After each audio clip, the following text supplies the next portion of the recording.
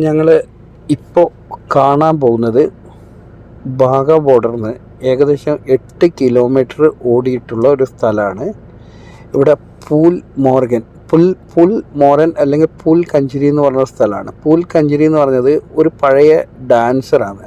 അത് അവർ മഹാരാജ രഞ്ജിത് സിംഗിന് വേണ്ടിയിട്ട് ഡാൻസ് ചെയ്യുന്ന പഴയ രാജകൊട്ടാരത്തിലെ നർത്തകിയാണ്. അപ്പോൾ അവരുടെ അടുത്ത് ഒരു കനാല് പണ്ട് കൃഷിക്ക് വേണ്ടിയിട്ട് ഷാജഹാൻ ചക്രവർത്തി നിർമ്മിച്ച ഒരു കനാൽ ഉണ്ടായിരുന്നു. അതിൽ നടന്നിട്ട് ക്രോസ് ചെയ്യേണ്ട ഒരു കനാലാണ്. അപ്പോൾ അവരുടെ ഒരു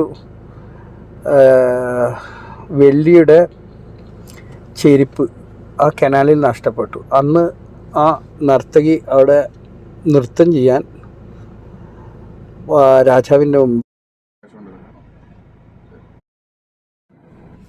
രാജാവിൻ്റെ മുന്നിൽ വിസമ്മതിച്ചത്